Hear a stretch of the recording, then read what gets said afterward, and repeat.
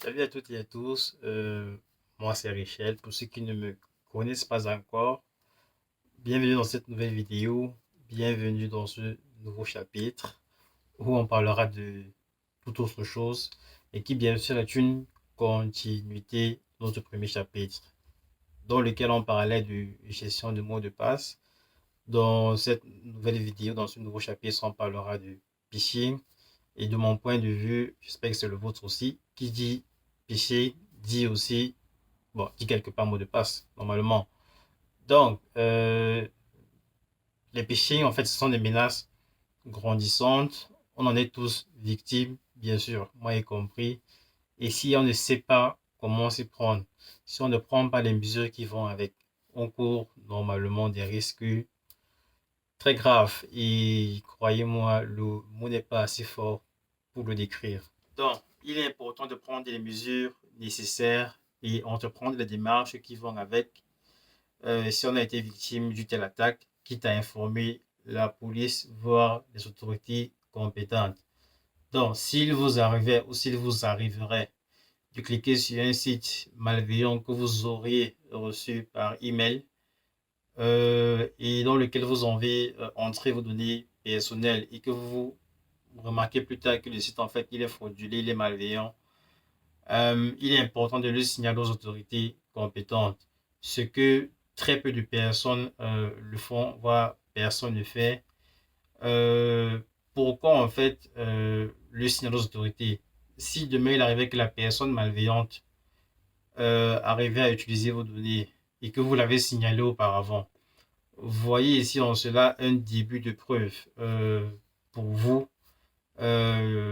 Quitte à dire, je prends le cas de si la personne malveillante avait utilisé votre carte de crédit. Vous voyez, c'est un début de preuve qui t'a dit que bon, voilà, c'est arrivé, c'était pas moi, je l'ai signalé, j'ai les preuves qui vont avec.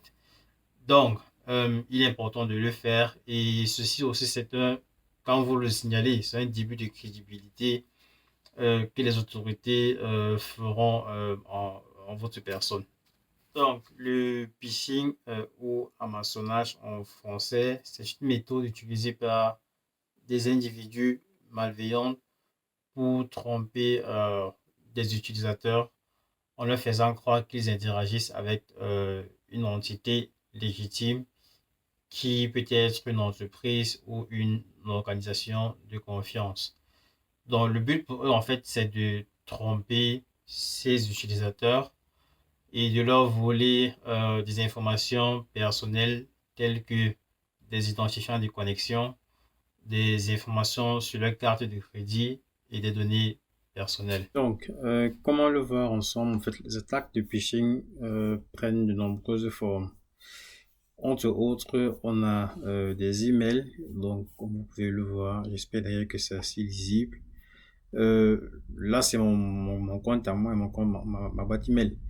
Là, j'ai reçu un email de, je ne sais pas moi, Noël Boyer, et qui m'envoie un certain lien Google Drive où je dois cliquer dessus et il me propose une somme d'argent où je ne sais pas trop pourquoi c'est. Donc, il y a ce genre d'email, il y en a d'autres. On a aussi des emails avec des pièces jointes comme celui-ci. Et en gros, il y a toujours l'argent. En fait, on vous incite toujours à faire un clic ou à ouvrir un truc. On vous propose de l'argent et après on ajoute un fichier. Et un autre email aussi. Je crois que ça c'est le plus récent que j'ai reçu. Là, j'ai failli ticter. Parce que là, j'ai failli tomber dans le piège, quoi. Parce que justement, bon, pour ceux qui sont en Allemagne, vous savez qu'il y a le Deutschland Ticket, c'est-à-dire le ticket avec lequel on peut voyager dans toute l'Allemagne. Et c'est tombé pratiquement à la même période où on a donné l'accord pour la vente des tickets. C'était à la même à la période là. Et là, je vois le mail Deutschland Ticket. Bon, ce qui les a vendus peut-être ici un peu, c'est les noms qu'ils ont écrits. Je vois Naru City. En fait, je ne sais même pas quelle langue c'est. Je ne sais même pas quelle langue c'est. Et quand j'ai encore regardé l'email, je vois noreply@biromio.com. Et Dieu merci aussi, j'ai mon Anbieter, mon offreur, mon serveur, mon offreur qui me dit aussi que pour votre sécurité, nous avons désactivé les liens présents dans cet email. Donc, en gros, il y a aussi des, ceux qui offrent des services dans les mails, en fait, ils arrivent parfois aussi à détecter ce genre de trucs et ils vous le font savoir. Mais là, pour quelqu'un qui ne prête pas attention, il peut facilement tomber dans ce genre. Ça, c'est le plus récent que j'ai reçu et c'était, en fait, chapeau, quoi. Si tu voilà, si je ne prête pas attention, bon, certains, ils vont cliquer directement sans me savoir, sans m'envoyer tout le mail en question et ils vont, malgré tout, aller cliquer sur le lien qui s'affiche là et ils vont entrer leurs données. Donc, ça, c'est pour le cas des emails. On a aussi des sites malveillants. On reçoit beaucoup de messages sur WhatsApp. Et parfois dans ces messages, je crois des trucs comme Lidl offre 50, pour ces 50, en fait, je ne sais trop quoi. Et ou alors, je sais pas moi, Adidas offre une paire de chaussures et des gens les partagent comme comme du pain, en fait, comme partagé dans la rue. Et je crois hier, je crois ce truc que j'ai reçu sur le 7 avril, donc c'est aussi récent le mois passé. Et ici, en fait, il est important déjà le lien qu'on reçoit. Le lien, il n'est pas, c'est pas un lien originel, donc c'est un lien où en fait, quand tu cliques dessus, on te renvoie à une autre page. Ce que je conseille, ou bien, disons, les conseils, je vais vous aider dans les vidéos qui suivront, mais c'est déjà pour vous montrer un peu à quoi ces choses, mais dans tous les cas, on va revenir dans les vidéos qui suivront pour vous montrer un peu à quoi ça ressemble. Ça revient aussi sur ce chat de forme. Et parfois, quand tu cliques, là, vous avez, bon, c'est pour ceux qui sont au Cameroun, Dove, faites ses 50 ans. Bon, normalement, c'est censé être en français, parce que moi, je suis en Allemagne. Ils ont, je sais pas comment ils font, ils arrivent aussi à traduire, les textes, mais bon, il y a vraiment du travail derrière, quoi. Et quand vous voyez le lien en haut, le lien, il ne ressemble à rien. Si vous pouvez le voir, le lien, il ne ressemble à rien. C'est bullshit, quoi. Le site même, il n'a pas l'air convaincant, en fait. Je crois que j'ai une vidéo dessus où j'ai un peu essayé de voir avec vous les commentaires. Euh, ouais. Là, vous voyez que je clique sur le menu et sur la barre de recherche, rien ne s'affiche. Il n'y a rien, il n'y a rien, il n'y a rien. Le lien que vous voyez, j'essaie de le parcourir. C'est des chiffres, des lettres et des trucs qui ne font aucun sens, en fait. Et après, quand on peut regarder les commentaires, euh, ça n'a rien de sérieux. Vous savez que c'est des trucs qu'on a programmé auparavant et on a seulement coulé les photos, on a mis un faux nom ou alors des vrais noms peut-être et on a collé des textes bidons qui ne ressemblent à rien. Donc c'est un peu ça. Et je parlais aussi tantôt des messages textes. Il y a aussi des phishing sous forme de messages textes. Quand vous regardez ce message texte, il est de DHL, le numéro c'est un numéro français. Pourquoi, je ne sais pas. Ça peut arriver que le message il est authentique. Mais quand je vois l'intérieur du message, moi, il ne me dit rien. Et là, comme je dit tantôt, on vous incite toujours à faire une action.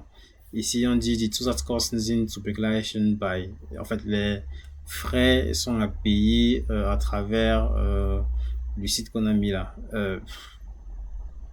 Pourquoi? Je n'ai rien commandé, je n'attends rien.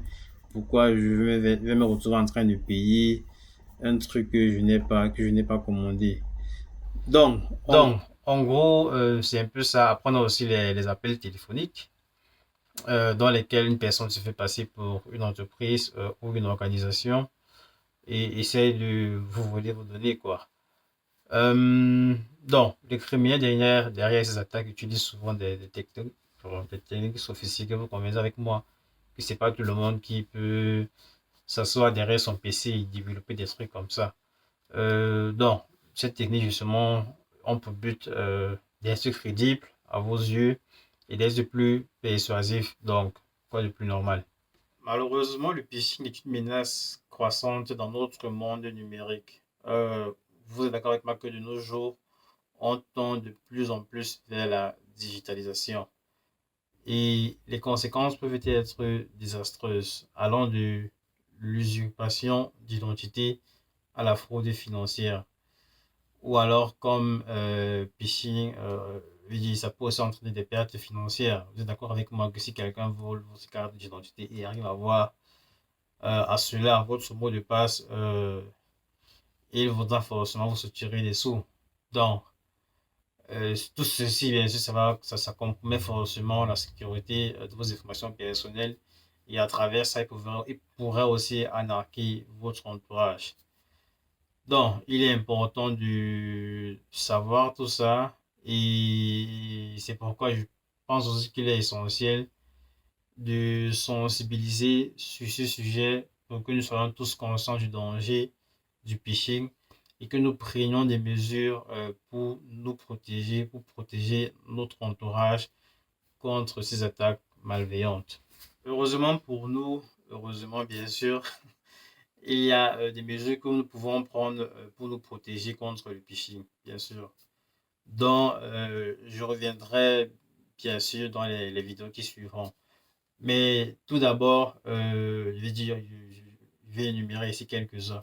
Il est important d'être vigilant, c'est-à-dire si je reçois un mail et que l'auteur du mail m'est inconnu et que dans le mail se trouve un lien dont je doute de l'authenticité du mail, il est important de ne pas cliquer dessus. Ceci est valable aussi pour les messages textes et d'éviter aussi de décrocher à des appels téléphoniques non sollicités. Donc, si vous avez des messages qui proviennent des sources inconnues ou suspectes, ne fournissez jamais, au grand jamais, vos informations personnelles des cartes de crédit, à moins d'être sûr à 100% de la légitimité de la demande et aussi de la personne. De plus, il est important de maintenir ces logiciels et systèmes à jour. Je ne cesserai de le dire. Je crois que je l'ai mentionné dans le premier chapitre. Car si vous recevez un email et dans l'email il y a un lien malveillant, votre antivirus ou votre Microsoft Defender peut justement savoir que ce lien il est malveillant et peut le supprimer ou le bloquer tout en vous avertissant que le lien dans le mail ou sur lequel vous avez cliqué n'est pas un mail de confiance. Donc, maintenez vos systèmes à jour ainsi que vos logiciels. Enfin, il est important de signaler tout phishing ou tout ce que vous semble suspect en fait aux autorités compétentes afin que d'autres utilisateurs ne soient pas victimes des mêmes arnaques. En conclusion, je dirais que le phishing est une menace réelle et à prendre très au sérieux pour votre sécurité, pour la sécurité de votre entourage et la sécurité bon, pour ceux qui sont influenceurs de vos utilisateurs, mais en étant aussi vigilant, en restant à jour, en signalant toute activité suspecte. Donc, au cours de cette sensibilisation et des vidéos qui suivront, on examinera ensemble de plus près ce que c'est que le phishing, comment il fonctionne et comment nous pouvons, en fait, comment on peut se protéger contre ces différentes attaques. Sur ce, je vous remercie de m'avoir écouté jusqu'ici. J'espère que le contenu vous plaira et je vous souhaite de ce pas un bon week-end d'avance. À bientôt.